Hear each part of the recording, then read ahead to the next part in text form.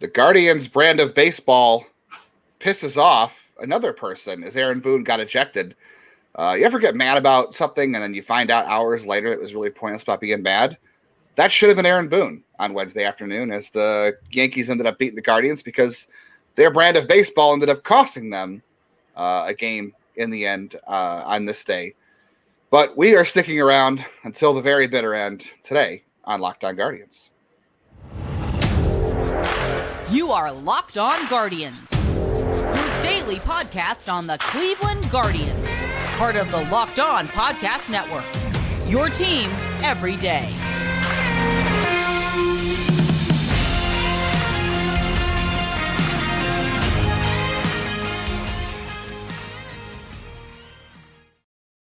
I want to thank each and every one of you for checking out Locked On Guardians today. Your first listen every day. I want to say we have your team covered every day and that we appreciate you listening and being an everydayer. It's going to be the new phrase to hear on the show. The everydayers who listen every day. So we appreciate all the everydayers out there. Over there is Justin. I'm Jeff Ellis. I still think there's a small chance I could beat Giancarlo Stanton in a foot race, and that is why you don't need to rush a throw down the first base line. Let's not waste any time. Let's get into a game they should have won today. Battenfield pitched very well. The cutter was working for him. And yes, Amed's home run was the difference in this game for a while. There's a lot of things that went wrong. The problem is in the last inning, Amed was just the cause of one of them. And also Josh Bell, who, my gosh, I'm not sure if he can even play first base with some of the issues out there. But when you combine his defense in that throw, it's ugly. And then Amed striking, basically bailing out a pitcher who couldn't find the zone. It was a rough end to what should have been a series clinching win. Well, I have to ask you first, Jeff, what is a catch? I feel like we're doing an NFL podcast. What is a catch? And how does replay work? Please explain to me how replay works. I saw a lot of Yankees fans and a lot of other Yankees people get crying and whining about this. Oh my God. Okay, first of all, clearly that was not a catch. No. People got mad that they were allowed to review that. And the explanation Francona had after the game was the Yankees were challenging whether or not Quan was able to score before the out at second. So the original ruling was going to be a double play to end the inning. Yes. And Quan scored before the double play, so his run was going to count. In theory, the Yankees thought they had a double play, and they were trying to challenge whether or not Quan scored in time. And that gave Cleveland a chance to challenge as well. So they were trying to handle multiple challenges at the same time. So the replay, didn't have a good camera angle, but it sounds like the home plate umpire did notice that Francona wanted to challenge whether or not it was a catch in the first place, but the cameras didn't show that initially. And you had a bunch of Yankees people, crying and screaming like Aaron Boone went there. I will say, I tweeted this earlier. I said, Yankee tickets are really expensive, right? At least Aaron Boone, if they win or lose, at least he guarantees you a sideshow almost every day. That guy, man, is former Cleveland great, Aaron Boone. Yeah, I definitely want to forget his years in Cleveland, but man, that guy knows how to put on a show with umpires. Like, does he ever stop to think about, man, I look really stupid? I mean, no. I understand going out and fighting for your guy. The Boones in general don't seem to have a lot of self-awareness through the years. Some of the things that happened with Brett and then with Aaron. It's fine to go out and fight for your players if something, goes badly, but this guy just takes it to another level every year. The whole podcast network is created because of this guy's tirades because he looks stupid. I'm sorry. Have some, I don't know, what's the right, not dignity, but just maybe self-awareness. And guess what? It didn't matter. He was so mad about how the Guardians scored a run. The brand of baseball, like I said, pissed somebody else off. If he just let it go, he would have found out that the Guardians brand of baseball that includes a shortstop who shouldn't be playing shortstop or hitting second bailed his team out of the game, and he would have been fine. Like I said, why do you get mad about things hours later that didn't matter? He should feel stupid because he looks stupid. He doesn't. He looks stupid because the Guardians are the team that lost. But like I said, his Brett Boone has had 3 really terrible calls and things he's done post-career that show no self-awareness. So I don't think there's any self-awareness amongst the Brett Boones. or Aaron? Brett has had some off the field, mocking sexual harassment, as well as sending DMs to a writer to harass them. So Brett Boone is kind of and also, a cheater from what we know during his time in the game, being busted on things. So again, that's not the biggest thing to me. Bigger issue is him just being kind of a dick. But yeah, there seems to be no awareness in the Boone family. And it's just when you get down to it, it's like I missed the first inning because I had to do some teaching stuff, and then not luckily, it's testing week. I've mentioned that here before, so it's like kids got done testing, they got to have a break period. I put on the baseball game. If anyone wanted to watch, every room had an activity going. I'm like, I'm going to put on baseball. If anyone wants to, so if you kids came in and watched some baseball, but I was getting things set up and everything else, so I came in a little late, and I'm like, what happened here? And I just kind of typed Aaron Boone into Twitter and just saw everyone, they're friends with Terry Francona because they like Terry. It's like, so you're all mad because the correct call got made. You're mad that you feel like he didn't get it. The call the big push was, you have 15 seconds to make that decision. I'm like, the reason it didn't happen in that first 15 seconds was, that, as you talked about earlier, plus it doesn't help that the New York broadcast also said that, Aaron Boone is mad, and for good reason. Like, the broadcasters were also pushing that narrative. So if you're curious where the fans are getting it, it's because the Yankees broadcasters made it seem like they had been done wrong. Right. But he, because today he was not focused on the Bat Boy's hair length, Michael K. That's why. Well, I had missed that, yes, in the previous games in the series. Way to focus on the things that matter, guys. That's good for you. But no, because I went and watched the replay, and the replay was with the New York announce crew. It's like one of those, MLB like 30-second vids, and it's just like, he is rightfully mad. It's like, no, he's not. Listen, the wrong call was made, and it was corrected, and deal with it. And if you want to get mad about borderline stuff happening, we can go back to when Miles Straw got called out in the 7th on that ball that was a foot inside. It's the that was a bad one. It was a bad one. There's quite a bit that goes the other way. So I have a real hard time feeling bad. And, I know I saw we had a Yankees fan say we weren't taking this team seriously. Listen, the Yankees are a good team, but they're also beat up right now and are starting a bunch of guys. Yeah, they're starting a bunch of guys who are not very good. And I think the real kicker to me, it's like Clark Schmidt isn't good. He's not. He's at best a Hunter Gaddis level starter. And that is a starter that you probably are okay with if you're a mediocre team, but when you are a contending team, that's just not good enough. And Cleveland needed to take advantage of him, and they got jumped out. Didn't they jump out earlier? Am I thinking yesterday? I'm trying to remember when they got their runs. I feel like they again kind of they jumped out early. Yeah, they didn't score. Yeah, of course they they got the 2 today in the first inning. We were talking about the Aaron Boone stuff. This is the problem. Everything's blurring in my head. But they got all those runs. They didn't score after the 3rd inning. And you have to get to Clark Schmidt. And then in the 9th inning, Clay Holmes can't find the zone to save his life. And Amed swung at anything near this. The fact he got to a 2-2 count is unbelievable. But I don't know if he was pressing after the throw, but and we can go back to it as well. I mean, even like it was a bad at bat. It was a bad at bat. Franchi Cordero continues to haunt this team, even though that guy, like, why are you throwing anything remotely in the zone to this? Like, why are you letting the bottom of the order beat you again? That's what I'm talking about. Like I said this yesterday. Why is it the Guardians can get Aaron Judge out? They can get Giancarlo Stanton out to a certain degree. But when it comes to Harrison Bader and Franchi Cordero, they leave stuff hanging. This is Franchi Cordero's 5th team. Might only be his 4th, but it's at least his 4th team because the dude can't hit the baseball. Yeah. He cannot hit the baseball. Why? Like, don't throw anything other than a foot off the ground and he's going to swing at it. Like, it just makes no sense. The scouting report. And then we haven't even gotten into just the weirdness of this game where Andres Jimenez nearly killed an umpire. Did you see the replays on that? Like, that guy's lucky that it's not worse. That was a cannon of a throw. It led to extra runs scoring. It was just another bad luck moment. Like that was it. Yeah. Cause it was going to be 1 run off that hit. 2, I believe there were 2. I don't know if another run scored because of it. I think the run was scoring anyway. I don't think it made a difference. I'm not long-term. I don't know.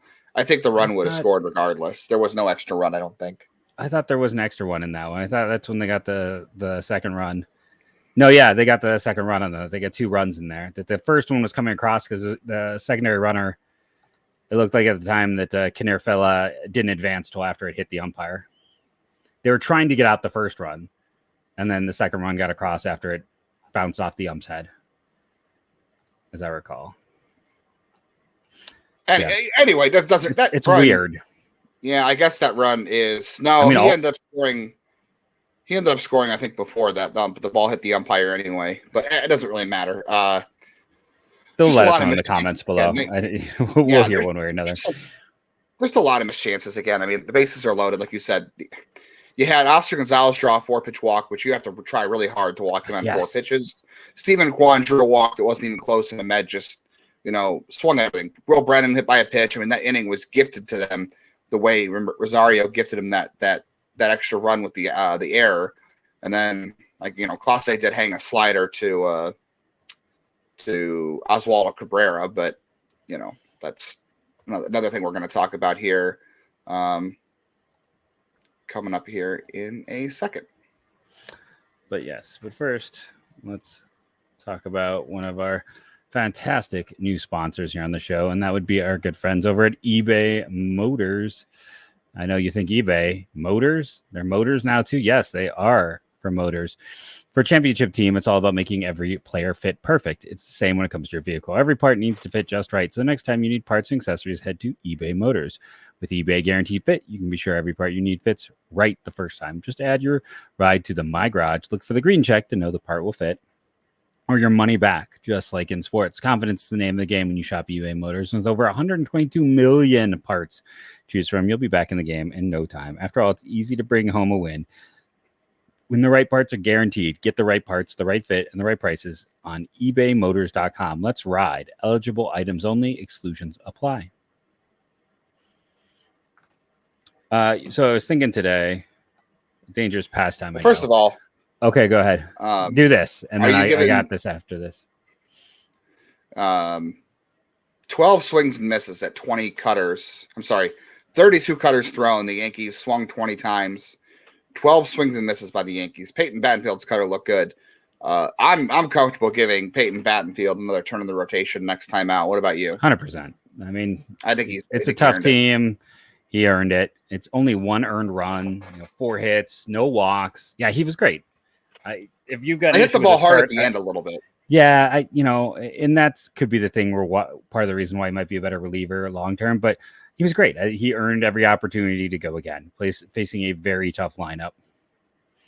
Tossed a couple of good curveballs in there too. 5 swings, 3 misses, 15 swings and misses on the day. That's a 39% whiff rate for the day. Out of all of his 38 swings, 15 whiffs. So I think he has a really good reasoning to get another start. The bullpen, though, I'll let you go with what you're going to say, but I think so. It actually has to go with the bullpen, and listen. If I was doing 3 stars for this game, 2 of them would be people that I'm accused of hating on, because it'd be Battenfield, Kwan, and 99, and I just want to say I feel like we need to start like a shirt that says "I'm fine with 99." Since everyone accuses me of disliking him, just like we don't have to say his name or anything. Who knows what that's about? Don't do his likeness. It could just be like I don't know what the picture would be. Maybe someone could do a submission of what that should look like, but just I'm fine with 99. Because again, he's a solid reliever most of the time. There is, like any reliever, a high variance. When it goes bad, it goes very bad. But he was awesome today. He was reliable. Sandlin was good. Stefan was the weird Franchi Cordero, where again, I'm like, why? Just don't even put a ball in the zone when you face that dude. He's not going to swing, or he's not going to not swing. And Clase, and I'm going to say it again. When it comes to Straw, Clase, and Amed, this is identical to how last year's start was. Like, Straw was on a fire. Amed was a disaster. And Clase, at this time of year ago, I had people saying maybe he shouldn't be a closer.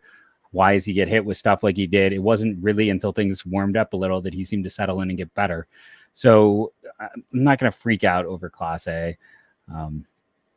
It was Yeah, you know, it's not great. And the Trevor Stephan, it's just weird that you pitched to Franchi, but he's been great. And in 99 was fantastic. The bullpen, yeah, they gave this one up, but it's also, I mean, also with Clase, it's like if Amed realizes he has one of the slowest baseball runners in baseball, the slowest guys on the Yankees running, and just like picks up the ball and does a full stop and then throws to the first baseman, you get him out. If you have anyone else but Josh Bell at first base, you get him out. It just they really need to consider Bell is a full-time DH, and that when you want someone else to play first, have Gabby out there, because all of a sudden Gabby gives you a 65, a 70 grade defender at first base. It's a massive improvement, and you know, just Bell is a full-time DH. He can, you know, and this is not a surprise. His metrics have been awful for years. Like, he is not a first baseman. He is not. He is a DH you can put out there, but it's going to go poorly. And yeah, it was a bad throw, bad defense. It was all bad. But like, if you're going to freak out over Clase, it wasn't a great sequence for him. But again, it's an unearned run. Yeah, I mean, Bell did have an RBI hit today, and he had a hard hit ball on Tuesday night as well. So I don't know. I'm gonna wish cast that is a sign of good things. The Clase thing, I will point out. Francona said after the game, somebody asked him, I think it was Zach Meisel, have you asked him if he knows anything about Clase and his command and his velocity? And people on Twitter are still freaking out about his velocity because he's throwing like 97, 98 instead of 99, 100, 101. And he said, I think he's still getting used to the pace of how we're doing things, meaning he can't take 20, 25 seconds between pitches like he used to. So we pointed out before the season started. We said he is one of those guys who took a lot of time between pitches. So you have more time to ramp up and go out there and throw something a little bit harder. So I don't know if he'll get used to it and be back to what he was. But if he doesn't have as much time to gather himself and build back up for another bullet, you know, Clase might be 97, 98. He might not be 99, 101 anymore. And that's fine, because the hit he gave up today to Oswaldo Cabrera was a hanging slider. It wasn't a question of how was it too slow. I mean, 100 miles an hour down the middle is still 100 miles an hour down the middle. It doesn't matter, although Clase stuff moves. But it was a hanging slider. So I don't have any concerns about Clase's velocity. I just have concerns about overall stamina and not hanging sliders to anybody. That was the problem. So forget the velocity. But I don't know. There's just little creaks and cracks in this bullpen that, like, it's early, and I'm not going to panic on it yet. But this is the problem. When you are a team that doesn't hit for power and you are scoring 3 to 4 runs a game, those mistakes, like hanging sliders to Oswaldo Cabrera, to throwing a fat fastball to Franchi freaking Cordero. I'm so tired of that guy's name. And you have stuff like Amed does. You can't make those little mistakes. You have to close the lid. You have to shut the drawers. My fiance would remind me that I never shut drawers for some reason. I don't shut cabinets. That's what I get yelled at for. That's that too. You can't make those little mistakes when you are not a home run hitting team. You have to make every run count. You cannot go out. Everything, defensive bullpen have to be airtight if you are a 3 to 4 run offense. And Cleveland proved they could win last year this way. It's not easy. I mean, even Terry Francona even admits it. It's not easy, but it can be done with the right collection of talent. And they have that group of guys, but you can't make stupid mistakes. You can't make the error Amed made. You cannot hang pitches to Franchi Cordero. Like, I know Franchi Cordero is not, I mean, he's having a great start to the year.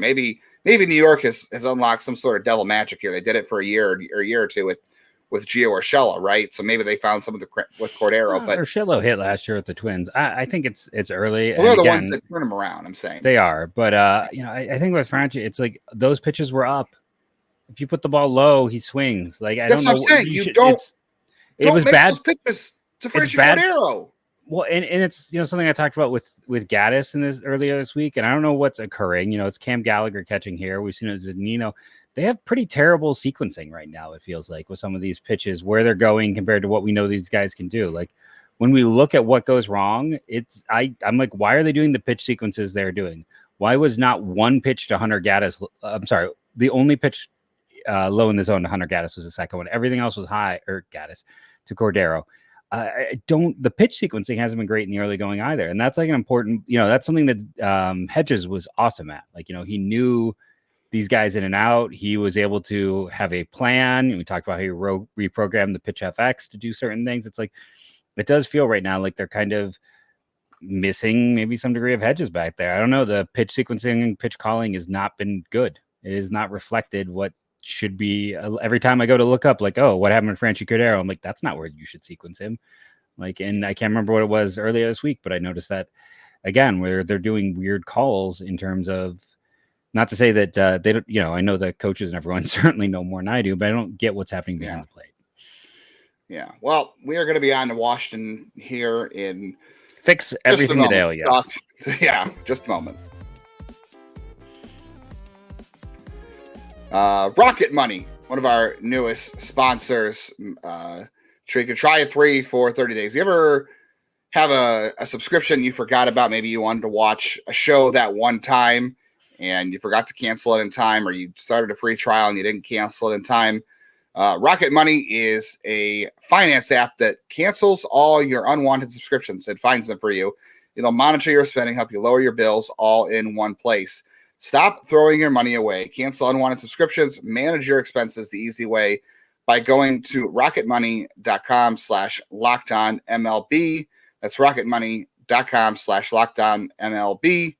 rocketmoney.com/lockedonmlb. And on top of that, we also have Built Bar, our good friends over there at builtbar.com. One of our longest running sponsors. And, I'm going to throw away the ad. I'm just going to go look at the website, tell you what they got. I'm going to remind you to go to Walmart, go to Sam's Club. You can get it in the pharmacy aisle right now. New cookies and cream puff. That is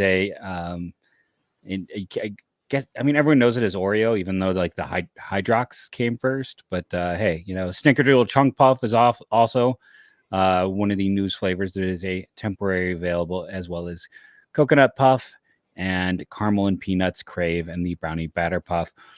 All of these are somewhere between 130 to 160 calories. Each of them are between 15 to 17 grams of protein in a bar. And you can also get the Built Bar Bites. Those are some that you don't see as often, which are just little itty bitty bites that are 80 calories and 8 grams of protein.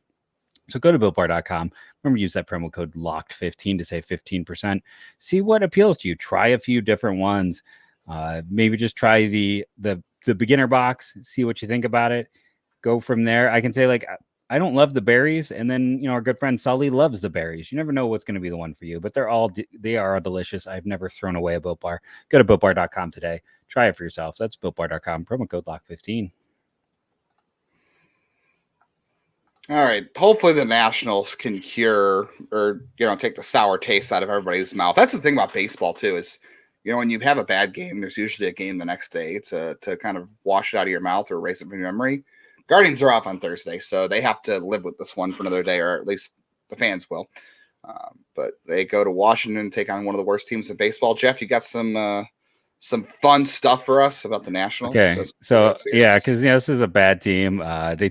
Here's the thing I like about the Nationals. You want to talk about doing it right versus Oakland doing it wrong? They made smart calls. They went out and added Dominic Smith. He's not hitting particularly well, but if he rebounded, there's trade value. Same thing with a Heimer Candelario. 2 years ago, he was great with Detroit. There was a chance to get trade value. And they've taken some gambles on younger players. I want to ask you, between the Guardians and the Washington Nationals, the two bottom teams in home runs, which team has more players, do you think, with an OPS over 700? Amongst qualified players. I'm going to say the Nationals, I guess. It's a tie. Oh, that was a trick question. It is a trick question. You give your kids that test? Come on, man. I would. I was intentionally tricking you. And if you're like, well, what happens if you take away qualified? Well, it's still a tie because then Zunino and Stone Garrett go in. But yeah, that's my point. For as bad as the Nationals are, those are close. And here's one that is not a trick question. Washington Nationals are beating the Cleveland Guardians in one offensive stat category. Do you have any idea what that one is? Oh, God. Please tell me it's not slugging percentage. It's not. No. Okay. They've got one less home run than Cleveland right now. Extra base hits in general? No, it is hits in general. They have had more hits than Cleveland has had in the same number of games. If anyone's like, hey, did they have? No, it's the same number of games so far. So, yeah, this is a really bad team. We're going to see this next weekend.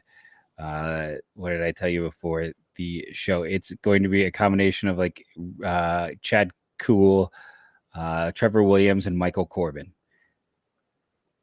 Patrick Corbin. I was making a movie reference. If you caught the movie, comment below. Yeah. So, because right now I think Michael Corbin could probably outpitch Patrick Corbin. I used to love Patrick Corbin too. It's just injuries and age, the old story. And you can't regret signing him because that got him a World Series. But that's one of the worst contracts in baseball now. But you are facing a team that is just bad. You have to take all three. This is the beginning of the schedule getting a lot easier for Cleveland. If you want to make a case to go back to what we talked about on the show a few days ago, if Battenfield can just be a decent pitcher, they can try and run out a Pilkington Gaddis situation through May, because honestly, the schedule stays pretty easy for the next month and a half. Like, this is the time where you can run with a little bit more. I also want to point out, old friend Alex Call is someone to watch. He's playing quite well. He's the leadoff hitter. Good for him. And I also point out, him and Will Benson put up similar production last year in AAA. Cleveland, was Call the one they cut to call up Benson? I can't remember how it worked, but Call has been an undersized guy from the MAC, a 3rd-round pick. He's always had to prove himself, and it's awesome to see him performing and getting this opportunity. It's like I said, it's a weird Nationals team. All of a sudden, Victor Robles is actually hitting this year. I don't know what to make of that, but that could turn into a massive trade asset if he keeps that going for the Nationals, as I think he's got 2 more years of control. He's an elite defender, and if he can be an above league average bat after being well below league average. But I like how they put this team together. They called up Jeter Downs, who Boston let go, who has a pedigree. They got Michael Chavis in there with pedigree, Riley Adams. They're putting together potential trade assets. Carl Edwards Jr. in their bullpen, Hunter Harvey. It's definitely, Anthony Banda. These aren't great guys, but what they are is guys that you can potentially flip later. Like, they are doing it right. Kyle Finnegan is the closer. I think it's just smart. I think they're making some very smart decisions on a really, really bad team. They're going to pick second in this year's draft. We'll see if they go Skeens, Dollander, or Langford there, but they're going to get another elite talent to put with guys like Elijah Green and Robert Hassel and James Wood, not Woods. He's not a 60-year-old actor, 70-year-old actor. I don't know how old James Woods is now, but maybe in his 80s. But I enjoy the rebuild. They're mixing some young with some old. They're Joey can't say his name. Meneses, who we saw World Baseball Classic, right? Like he did a good job for Mexico. They are putting together, everyone in their lineup could conceivably be a tradable asset. Everyone has some degree of pedigree. And if it's working out, you are a long way from there. I think the Nationals are the worst team in baseball. They are. So we really don't need keys to the series for this one, like we did the Yankees, right? Like, go out and play good fundamental baseball. Draw walks. Don't expand the zone. I know it's easier said than done from our end, obviously, because I'm, sitting here screaming on a microphone and they're facing 98-mile-an-hour sinkers. But I mean, I don't think they are this weekend. They're facing Trevor Williams, Jack Gill, and Patrick Corbin. They're facing like high 90s, low 80s guys. They're missing Josiah Gray and Mackenzie Gore, the 2 younger arms who can bring the heat. I mean, you have to win these. The keys to the series is you have to sweep them, because the Nationals are a dumpster fire. They're an intriguing dumpster fire, and they're building this team the right way to try and rebuild, but they're a complete total another dumpster fire. Yeah, you've got to go out and collect these wins. I mean, good. This is a chance for Cal Quantrill to go out there and right whatever is going wrong with him and get some confidence going forward, and not feel like he's too threatened, and please active Bill on his last start, which was really good, which is important for him. And then Shane Bieber just to keep doing what he's doing. And you just got to win. I think you got to win through. I'm not saying you got to sweep them. I mean, you should, but it is baseball and weird things happen. We talked about how Cleveland had a chance to win 2 out of 3 games against New York. They only won 1. they had a chance to win too. But then you got Detroit and then Miami and then Colorado, which, by the way, Nolan Jones will join the Rockies. Called up today. Probably. Yeah, good for Nolan Jones. So, and then you got Boston, who's not great either. So the end of this month is super soft, and this is the start of it. So this is a good chance for Cleveland to kind of get its right foot going, and it starts with the pitching. I think just what we talk about, no stubbing your toe. It's good. They got to get back to fundamentals. You want to see all these guys kind of right the ship, and no weird mistakes. The guys who are hitting 8th in a bad lineup, and just better, smarter sequencing. I don't get some of. Yeah, but yeah, the schedule is too easy. It is. Tomorrow's show, as we wrap up today, tomorrow's show, because there is no Guardians game on Thursday, the rest of the month of April. Every Friday is going to be our weekly college baseball and MLB draft segment. Jeff will hit hard with that. I'll try to keep up. But every Friday, I should say. So every Friday in your feeds, you will get some college baseball MLB draft preview stuff for the Guardians and in general. We'll do our minor league update. We'll talk about some of the happenings going around in the minors for Cleveland. And then every Friday this month, I think we're going to do a mailbag episode. So if you are listening to this, hit us with your questions for Friday's show. Comment on YouTube. You can hit us on Twitter at @jail_baseball or at Jeff MLB Draft or at Locked Guardians. Wherever you can send us questions, do so. We'll answer them on Friday along with college baseball and MLB Draft and minor league news in the Guardians system. I will say one thing real quick, Jeff. Got to watch some of the Lynchburg and Lake County games. I'll save most of it for tomorrow's segment, but Juan great Brito pitching there. Great pitching. Great low A. Well, I'll start with the good. The Captains won 4-0. Juan Brito hit his first home run as a Guardian or as a captain in the Guardian system. 2 walks, fantastic night for him. Saw him turn a couple double plays at shortstop. He looked really good. Reed Johnston struck out 6 in 5 innings. Love the fastball slide from him. He looked like he was carrying over from last year. And another good night for our guy, Nate Furman. A walk and a double. 2 strikeouts one swing and one rolling. I will say the low A pitching, not for Lynchburg specifically, but in general, pitching in the Carolina League is awful. It was awful last year. It's awful again. I watched, I don't know how many batters just take like 4 or 5 pitch walks that on pitches that weren't even close. It was so bad. So it's early. We'll see what happens. But man, I feel like pitching down there is as bad as it's ever been. So take all the walks with like the biggest rock salt you can find and bite into it. Okay, I got a random thing here at the end. Random college stat.